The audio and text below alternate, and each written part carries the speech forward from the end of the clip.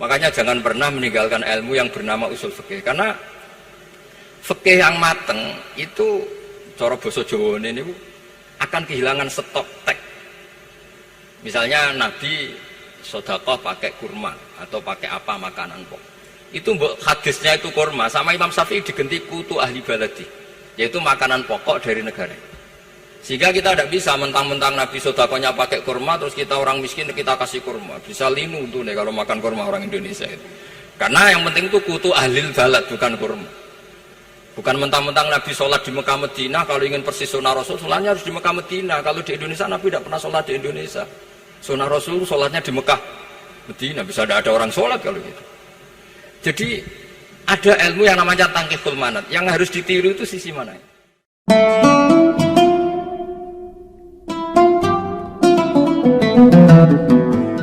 Para pemirsa, Anda saat ini masih terus bersama Haul ke-49 Kiai Haji Abdul Wahab Hasbullah, inisiator, pendiri, dan penggerak NU, pencipta lagu Ya Ahlal Waton, serta pahlawan nasional secara virtual. Berikutnya, tausiah dalam rangka Haul ke-49 Kiai Haji Abdul Wahab Hasbullah oleh Gus Baha kami haturkan.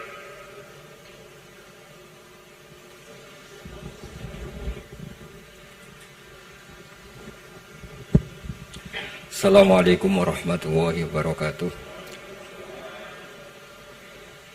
Bismillahirrahmanirrahim.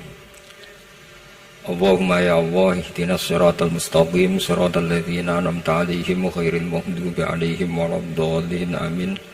Allahumma shalli wa sallim ala habibika Mustafa Muhammad wa ala alihi wa sahbihi wa barik wa sallim sayyidina ma ba'du. Yang sangat saya hormati Mustasyar PBNU sekaligus Wakil Presiden Profesor Dr. Ma'ruf Amin, yang saya hormati Rais Am PBNU, Rais Am NU Kiai Haji Miftahul Akhyar, Ketua Tanfid PBNU yang juga masih pernah mbah sama saya, Kiai Haji Said Akil, yang saya tadi senang sekali marahnya, senang sekali girohnya, karena itu memang khas keluarga kami. Jadi kalau nggak kesampaian marah itu bagus. Jadi diantara sifatnya para nabi itu wayakhdufulillah, kalau agama nggak dapat apa tadi jatah ya, nggak tahu saya maknanya itu. Jadi wayakhdufulillah wayardoliridho. Semua yang saya hormati, ini ada Ibu Menteri Ibu Ida Fauzia, ada Gubernur Jatim Ibu Khofifah, yang sangat saya hormati keluarga besar Mbah Wahab Hasbullah. Di sini secara berurutan ada Nyai Mutmainnah, ada Nyai Mahfuzah, ada Nyai Hizbiyah, ada Nyai Mujidah. Yang sangat saya hormati Kiai Haji Hasib, Kiai Haji Rokib, semua yang saya hormati para santri, para alumni. Alhamdulillah tadi acaranya banyak sekali, jadi saya nanti ngaji insya Allah 15 menit. Karena menurut saya solusi bangsa ini itu mudah sekali kalau mau niru Mbah Wahab. Saya kemarin ditilihi Gus Hasib, saya tidak bilang bertamu, karena kalau tamu itu seakan-akan saya yang jadi tujuan, tapi niliilah karena beliau orang sepuh. Kemudian beberapa hari dikasih paketan buku beliau tentang Mbah Wahab, buku dari beliau tentang Mbah Wahab. Tapi sebetulnya saya tahu banyak tentang Mbah Wahab tanpa buku itu, karena Mbah Maimun, guru saya, juga bapak saya, Kiai Haji Nur Salim sering cerita. Kiai Wahab itu pedagang, juga ulama, juga politikus, juga pahlawan. Kita sebetulnya melihat itu sederhana, artinya sederhana dalam pikiran ulama.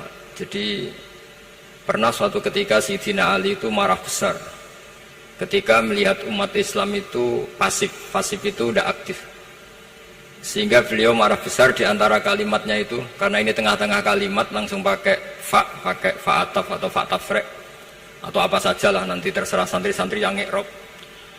Fakubhan lakum hina sirtum gharadun yurma. Jadi umat ini akan buruk sekali ketika posisinya itu objek yang jadi sasaran tembak atau sasaran perasan pihak lain. Ketika misalnya haji itu bagus prospek, nanti ujung-ujungnya yang bikin sajadah kadang orang sana, mau biang kubu sebelah, nanti sensitif secara politik.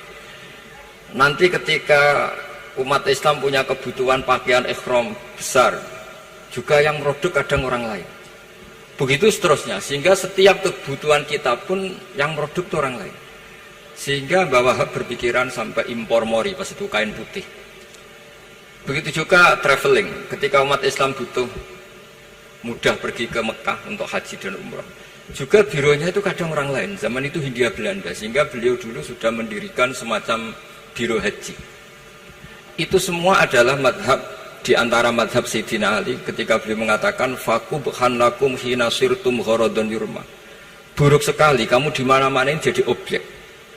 Misalnya kira-kira ginilah, kalau kholnya Mbah Wahab itu ada 10.000 santri dan semuanya karena keluarga kiai itu dermawan, sama Bu Mujidah dikasih makan semua. Nanti cateringnya yang menyediakan orang lain, kita tidak punya kecakapan produksi itu atau melayani itu. Sehingga perdagangan Mbah Wahab dalam tradisi keulamaan itu dimaknani sebagai supaya kita ini jadi aktor, baik di perdagangan, di politik, maupun dalam solusi urusan-urusan publik. Misalnya sekarang ada problem apalah, sebetulnya solusinya gampang sekali. Ketika kita minus atau ketika kita tidak berkecukupan, mulai dulu lama itu solusinya gampang. Pernah suatu Abdul Qasim Al-Junaidi atau siapa sajalah, ini karena polanya sama, menyuruh muridnya, saya tolong belikan ikan. Cara sekarang mungkin dikasih uang 50.000, terus dikasih tahu sama muridnya, Pak Yai uangnya tidak cukup karena harga ikannya 70.000. Terus kata gurunya, beri lebih murah lagi, uang 50 aja tidak cukup kok, cari yang lebih murah. Kata beliau, arkhisuhu bitarki, ya bikin murah karena kamu tidak berkeinginan, jadi nggak usah belikan katanya. Ini penting sekali karena dulu ada solusi masyhur itu makalahnya Imam Syafi'i itu. Kata beliau, fa innal ghina anisyai'ila bihi. Kalau kamu ingin tidak tergantung sesuatu, maka hindari sesuatu itu. Jangan memaksakan memenuhi sesuatu itu dengan memaksakan, tapi hindari sesuatu itu. Saya misalnya kalau nuruti kepingin, misalnya kalau saya dengan nafsu serakah saya, mungkin saya ingin punya mobil mewah, punya ingin apa saja, tapi itu membuat saya tersiksa karena harus menyediakan ini itu. Ya sudah, tidak usah ingin, sehingga mudah sekali. Makanya kata ulama dulu, fa innal ghina anisya'la bihi, untuk menjadi berkecukupan usahakan banyak hal yang tidak Anda butuhkan. Semakin banyak hal yang kita butuhkan, maka kita akan tergantung akan sesuatu itu. Makanya banyak ilmuwan, saya sering diskusi sama pakar-pakar sama ilmuwan, apakah negara Amerika itu negara yang kuat? Banyak ilmuwan yang berpikir, itu ilmuwan politik, bukan tasawuf, berpikir negara paling lemah itu ya kayak Amerika, karena semakin powernya kuat, ketergantungannya semakin kuat. Untuk memenuhi kebutuhan listrik harus begini, untuk kebutuhan minyaknya harus ini. Semakin kita kuat, maka ketergantungan akan sesuatu semakin banyak. Jadi ibarat orang yang punya Alphard sama yang enggak, kayak mana ya? Kayak yang enggak, karena kebutuhannya ada banyak. Artinya dalam kondisi krisis, ulama masih punya solusi, yaitu al-ghina itu anisya'la bihi. Jadi usahakan ketercukupan itu karena menghindari kebutuhan-kebutuhan yang tidak primer, yang tidak prinsip, bukan memaksakan semuanya terpenuhi. Karena kita ini ulama, dulu ketika sebelum ada negara, belum ada TNI, itu ulama punya cara untuk melawan Belanda. Karena mereka terbiasa punya loyalis, punya muhibbin, punya ghirah, punya strategi. Sehingga Belanda itu kesulitan ngedidik ulama. Apalagi mereka terus ke Mekah, ketemu komunitas internasional yang semuanya berfatwa bahwa penjajahan harus dilawan. Itu luar biasa. Belum ada negara, nggak ditopang negara, kemudian tetap bisa melakukan perlawanan. Coba kalau dulu ngelawan nunggu, wah saya mau ngelawan penjajah kalau saya diangkat jadi TNI, saya mau ngelawan kalau saya punya otoritas yang disahkan negara, itu ribet, negara belum terbentuk. Makanya ini saya tidak akan ngaji lama-lama, tapi saya akan cerita khas Mbah Wahab sesuai riwayat yang saya dapatkan dari guru-guru kami, bahwa beliau tadi seperti yang dikatakan Pak Said, membina dan menyebarkan NU kemana-mana tanpa uang proposal. Nggak kebayang saat itu proposal kepada siapa, negara sendiri masih susah, lalu mau diajukan kemana, terus yang mau tanda tangan itu ya siapa. Jadi yang saya tahu tadi, yang penting kita niru sesuai yang diidam-idamkan tadi Sayyidina Ali. Jangan sampai kalian itu menjadi gharadun yurma, ada apa saja orang lain yang memikirkan labanya, kita yang jadi objek. Sehingga zaman itu kita terima kasih semua sama Mbah Hashim, sama Mbah Wahab. Karena ini zuriyatam ba'duha min ba'd. Kita tahu Mbah Wahab putra Mbah Hasbullah punya ibu Nyai Fatimah, terus sampai Mbah Abdus Salam ya. Kemudian Mbah Hashim punya ibu Halimah, punya Abah lagi siapa setelah Halimah itu Lainah ya. Nah, terus Mbah Abdus Salam, jadi ini zuriyatam ba'duha min ba'd. Kalau dalam tulisan itu sampai Mbah Abdul Jabbar bin Ahmad bin Mbah Sambu. Memang Mbah Sambu punya beberapa saudara, diantaranya ada yang namanya Mbah Yusuf itu yang melahirkan keluarganya Mbah Ahmad Siddiq Jember, Mbah Siddiq Jember. Ada yang Abdul Halim yang melahirkan keluarga Lasem, termasuk saya itu lewat jalur Mbah Abdul Halim. Jadi zuriyatam ba'duha min ba'd. Dulu semua orang zaman Rasulullah SAW itu dilatih jadi aktor, jadi subjek. Sehingga orang yang miskin pun ketika perang Tabuk, perang Dzatil Usrah itu semua menyumbang. Ada yang menyumbang emas yang nggak terkira, yaitu Sayyidina Utsman. Ada yang cerita, ya Rasulullah saat tadi malam buruh dan punya beras hanya 2 kilo, yang 1 kilo saya sumbangkan jenengan, yang 1 kilo saya pakai untuk keluarga kami. Sekarang logikanya sederhana, kalau orang miskin 3.000, pas itu anggap saja pasukannya misalnya 3.000. 3.000 nyumbang beras 1 kilo, itu artinya terdapat 3.000 kilo beras. Artinya apa? Orang Islam yang miskin membiayai dirinya sendiri untuk makan. Dan mereka adalah aktor heroik. Tapi kalau misalnya ini orang-orang miskin ini tidak mau urun rembuk, kemudian menjadi beban negara, maka yang harusnya dipakai senjata, dipakai beli sembako. Dulu zaman Nabi meskipun orang itu miskin, itu semuanya bersifat heroik. Sehingga perang Dzatil Usrah itu perang paling dikenang Al-Quran. Nah, efek dari ingin memberi adalah tidak tamak. Makanya kalau dalam kitab tasawuf itu orang pikir itu gak dikritik, yang dikritik orang tomak. Karena orang menvonis orang lain kikir itu pasti karena berkeinginan mendapat. Kalau tidak berkeinginan mendapat, maka orang lain tidak akan kamu vonis sebagai kikir. Andai kan kita semua ingin memberi sumbangan kepada Indonesia, maka kita tidak akan menvonis pemerintahan kita tidak becus ngurmat kita.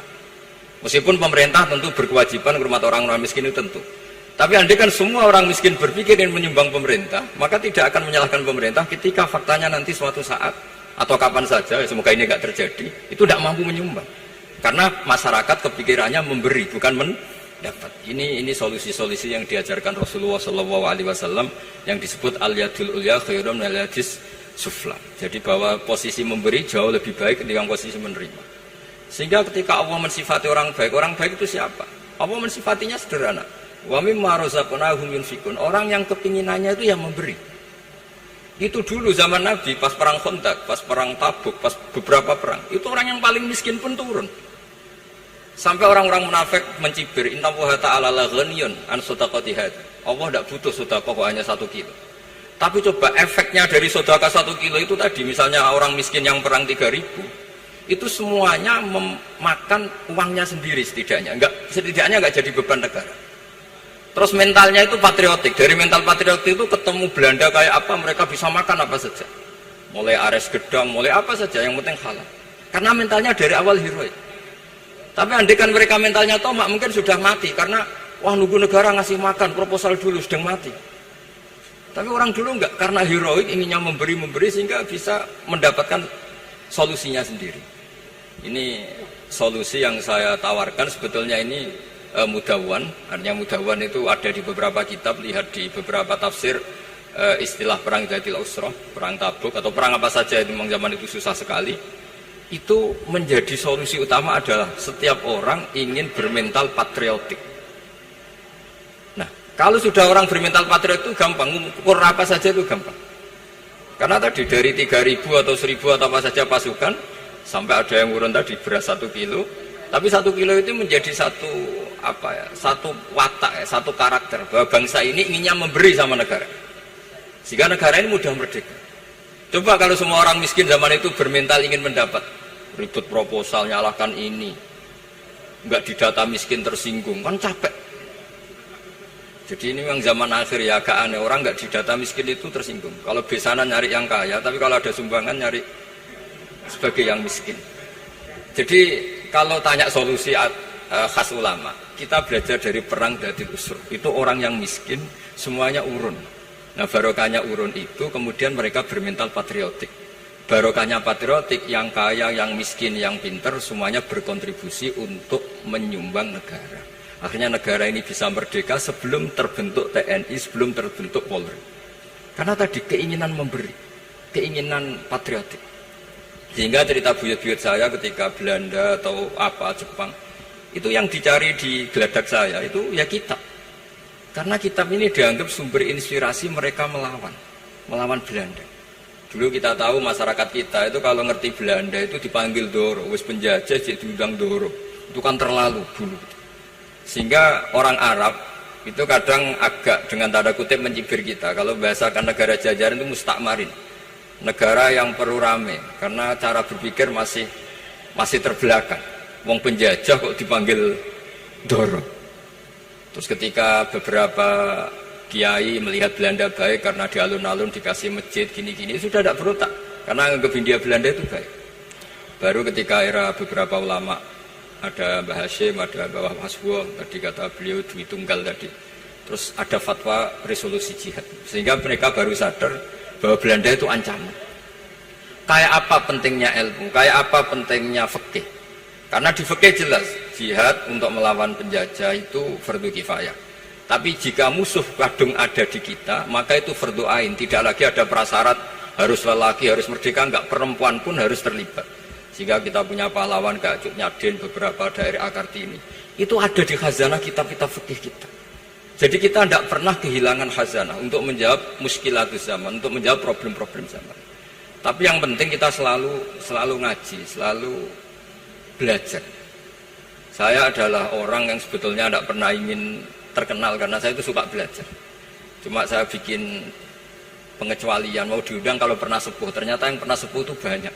Ini agak musibah bagi saya karena harusnya kiai itu ya dihormati, tapi gara-gara kalah sepuh digawe kongkonan. Saya ini kemana-mana digawe kongkonan. Jadi gayanya nasihati, tapi aslinya diperintah. Jadi tidak ada kerennya sama sekali. Saya di mana-mana posisinya al-makmur, diperintah. Tapi saya senang karena ilmu itu butuh konsensus. Andai kan saya tidak pernah ngaji di depan Mbah Mun, di depan bapak, di depan guru-guru, maka mungkin saya tidak pede atas bacaan yang saya baca. Karena saya tidak tahu ini benar apa enggak. Jika masyhur dalam guyonan santri, ada orang tidak baca-baca kitab, cari kamus sampai mati tidak ketemu. Karena dia bacanya lam targiman. Wah, itu cari di kamus sampai mati tidak akan ketemu. Bareng tanya gurunya, ini apa Pak Yai? Oh, itu lam tarodaman juga. Lam tarodaman itu karena marjiknya mar'ah, orang ningali sapa mar'ah daman ing getih. Dia bacanya jadi satu lam tardiman. Dicari di kamus ya, sampai mati tidak akan ketemu. Makanya di guyonan-guyonan pesantren itu banyak katanya ada cerita orang mati karena satu titik. Jadi gurunya baca habbatun sauda dawaun min kulli da. Jadi dia kitabnya kelebihan apa? Titik. Jadi kelebihan titik dia bacanya itu hayatun sauda dawaun min kulli da. Nyari ular hitam, kobra, dipatuk mati, padahal sesuai resep kitabnya, karena kitabnya dia kelebihan titik hayatun sauda, artinya maknanya ular hitam, sementara tagnya mestinya habbatun sauda. Jadi kenaifan-kenaifan begini itu harus kita dandani, karena yang bisa, kata Pak Said tadi, yang bisa itu kita cari kebenaran dari mana. Kita itu ya pokoknya ulama lah, udah harus NU, udah harus Muhammadiyah, pokoknya ulama yang wasatiyah. Itu nanti terus gimana yang wasatiyah itu kayak apa, tapi yang jelas ulama. Karena dulu zaman, kalau kita fair secara sejarah, dulu ya Mbah Wahab ya dekat Mas Mansur, dulu Mbah Hashim ngaji sama Mbah Ahmad Dahlan, sama-sama di Mbah Soleh Darat, ketika di Mekah ya sama-sama ngaji di Syekh Khotim Minangkabau. Jadi kalau era beliau itu ya memang dulu perbedaan itu nggak ada masalah, karena perbedaan itu bawaan visi ya. Saya belajar usul fikih di antara yang diceritakan di buku-buku Mbah Wahab, beliau itu ahli usul fikih. Sementara Ki Bisri itu suka fikih mateng. Sehingga memang ada perbedaan antara fikih mateng dan usul fikih. Saya beri satu contoh. Ini guyonan tapi nanti di usul fikih nanti kelihatan. Di usul fikih itu ada ilmu namanya tangkihul manat. Ketika Nabi sama-sama menyebut sesuatu, sebetulnya ada benang merah di situ, tidak sama persis. Misalnya begini. Ja'a a'rabiyun ila Rasulillah sallallahu alaihi wasallam. Faqala ya Rasulullah ahlaktu. Wa ma ahlaka kaqal waqatu imraati fi nahari Ramadan. Ya Rasulullah, saya ini orang yang rusak karena saya berhubungan intim dengan istri saya di ketika Ramadan. Terus Nabi ngendikan, ya sudah kamu harus merdekakan budak, saya tidak punya ya Rasulullah. Ya sudah kamu puasa 2 bulan berturut-turut. Kata beliau, puasa baru sehari saja kecelakaan apalagi 2 bulan. Karena kamu orang Arab lah, orang Arab itu dia cerita ini di Arab kita. Terus ya sudah kamu sedekah sama 60 orang miskin. Saya ini orang paling miskin. Susah kan menghadapi orang miskin seperti ini. Nah, pertanyaannya secara usul fikih. Menurut mazhab Syafi'i, sanksi berat itu hanya untuk yang berhubungan suami istri. Sehingga kalau membatalkannya pakai rokok, pakai minum, pakai makan, tidak kena sanksi seberat itu. Masuk akal kan, karena memang hubungan suami istri dalam banyak hal, misalnya haji, itu ifsad, yang benar-benar ifsad, bisa merusak haji secara total. Tapi menurut Imam Malik, pikiran Imam Syafi'i itu dianggap aneh. Loh, ini hubungan suami istri itu statusnya mubah, sesuatu yang boleh. Maka semua hal yang boleh tapi merusak kehormatan Ramadan, maka ketentuannya sama. Yaitu misalnya nggak sakit, nggak apa, pagi-pagi nyate. Wah, itu kan melecehkan Ramadan, nggak sakit, nggak apa, kok pagi-pagi nyate. Perlu dicatat karena hubungan suami istri itu sesuatu yang boleh. Berarti kalau yang boleh merusak Ramadan hukumannya berat, makan yang statusnya boleh juga hukumannya berat. Itu dulu bapak saya ketika bikin analogi itu mau cerita sederhana gini. Hak di sekono santri ya goblok, kandhanane aneh. Istrinya lapor ke kiainya, Pak Yai, santri jenengan kalau sama istri sering mukul itu nabok pakai tangan. Santrinya dipanggil kan alumni, kamu jangan sering mukul istri kamu gini-gini. Iya Pak Yai, njeh. Suatu saat 2 minggu istrinya lapor lagi, sekarang tidak nabok Pak Yai, nyaduk. Karena yang dilarang hanya nabok. Dipanggil kiai, lo kamu katanya masih sering nyaduk istri kamu, yang dilarang kan mukul, sekarang nyaduk, kapan-kapan meludahi. Nah, artinya di usul fikih dijelaskan bahwa makna haramnya naboi adalah hurmatul idza, haramnya menyakiti. Maka nyaduk sama, meludahi sama, menerlantarkan sama. Itu dulu bahwa ahlinya bikin usul fikih seperti itu. Sehingga misalnya amar ma'ruf nahi mungkar, ketika beliau ditanya apakah perlu ikut kabinet gotong royong, tapi di situ banyak kelompok yang mungkin tidak cocok. Pikirannya Kiai Wahab harus ikut, justru ikut benahi dari dalam. Meskipun dari ikut itu bahwa Wahab nyun sewu yang ngalami fitnah yang macam-macam dituduh karena zaman itu nasakom. Tapi itu beliau santai saja. Tapi zaman itu memang itu sah karena zaman itu belum dibubarkan. Jadi yang dialami Mbah Wahab ini luar biasa. Semuanya harus jadi pelajaran bagi kita. Makanya jangan pernah meninggalkan ilmu yang bernama usul fikih, karena fikih yang mateng itu cara basa Jawa ini akan kehilangan stok teks. Misalnya Nabi sedekah pakai kurma atau pakai apa makanan pokok. Itu hadisnya itu kurma, sama Imam Syafi'i digenti kutu ahli baladi, yaitu makanan pokok dari negara. Sehingga kita tidak bisa mentang-mentang Nabi sedekahnya pakai kurma terus kita orang miskin kita kasih kurma. Bisa linu tuh nih kalau makan kurma orang Indonesia itu. Karena yang penting itu kutu ahli balad, bukan kurma. Bukan mentang-mentang Nabi sholat di Mekah Medina, kalau ingin persis sunnah Rasul, sholatnya harus di Mekah Medina. Kalau di Indonesia Nabi tidak pernah sholat di Indonesia. Sunnah Rasul sholatnya di Mekah Medina, bisa ada orang sholat kalau gitu. Jadi ada ilmu yang namanya tangkihul manat, yang harus ditiru itu sisi mananya. Nah dalam konteks Arabi tadi terus kemudian ada dibuang, Ja'a Arabion, kata Arabi itu dibuang. Datang orang Bedui, orang kota pun kalau punya kesalahan yang sama, hukumannya juga sama, maka kata Arabi dibuang. Nah, menurut Imam Malik, kata jima, hubungan suami istri juga dibuang, digenti membatalkan puasa dengan apa saja yang tanpa uzur syarat. Jadi ini kealiman-kealiman kiai-kiai Indonesia dulu itu, misalnya kentong, dulu meskipun ada yang bilang bid'ah, kentong itu bid'ah karena mirip orang Nasrani. Orang Nasrani itu bentuk kentongnya di kelenteng itu tidak seperti kentong kita. Adat Indonesia kalau pos kampleng ada maling, ada banjir pakai kentong. Jadi adatnya memanggil tuh pakai kentong. Makanya kiai-kiai dulu, oh ini mirip orang Nasrani, enggak, mirip pos kampleng katanya. Padahal jelas ya, menurut hadis sahih jelas ketika ada sahabat usul ya Rasulullah bikin kentong, wah jangan, nakus itu nanti kayak Nasrani. Bikin buk itu trompet, jangan nanti mirip orang Yahudi. Ya dengan api ya Rasulullah, jangan nanti mirip Majusi. Datang sahabat tergesa-gesa, beliau mimpi kalau diajarin azan. Azan itu maknanya al-ilam, memberi maklumat waktu sholat. Akhirnya ada azan. Kemudian ulama Indonesia dulu Mbah Hashim sama Ki Fakih Mas Kemampang, yang satu anti kentong, yang satu pro kentong.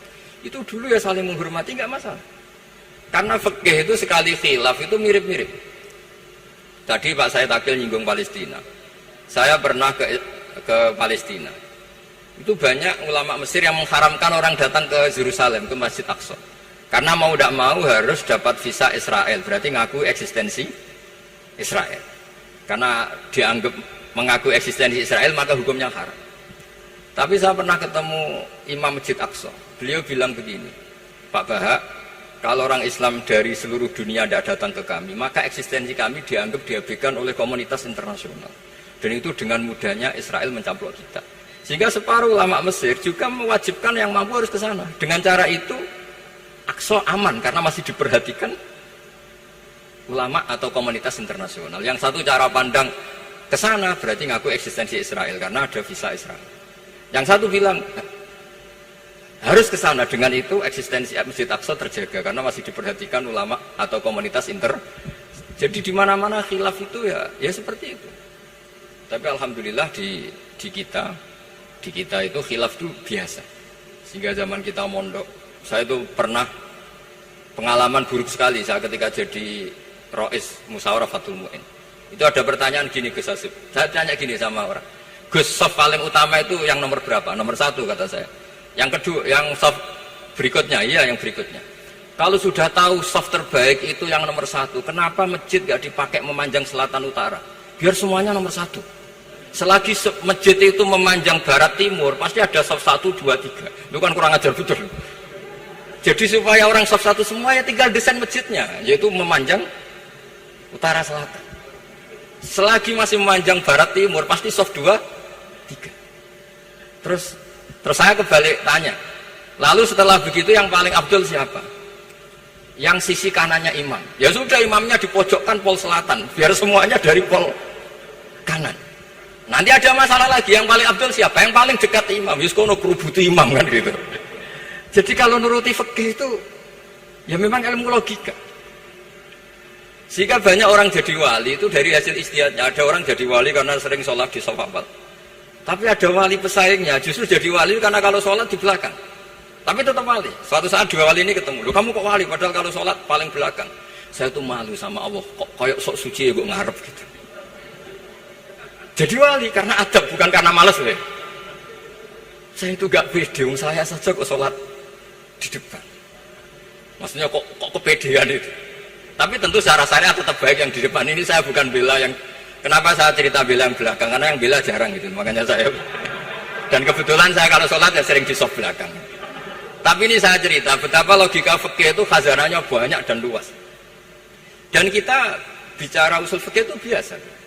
Kita belajar sama beberapa ulama. Saya berkali-kali cerita di mana-mana. Muhammad bin Hasan Asyibani itu mewajibkan ulama kaya, dan beliau kalau ngitung duit itu di kamar tamu, di ruang tamu. Sehingga santri itu udah kepikiran nyalami template. Kan cara orang Jawa kan meliti ngitung duit kok di ruang tamu. Tapi ternyata alasannya beliau masuk akal. Ben santri ku roh nak kiye ini di duit, jadi ra perlu kepikiran nyumbang gulu. Ya masuk akal. Tapi yang nyimpen duit ya masuk akal, wong duit kok dipamer-pamerno. Tapi yang pamer nggih monggo, nak niate ben wong liya ndak perlu berempati, nggak perlu sakit. Jika nggak perlu didata dapat BLT, mergo duit tidak kok. Ya, itu semuanya istihad. Assalamualaikum warahmatullahi wabarakatuh.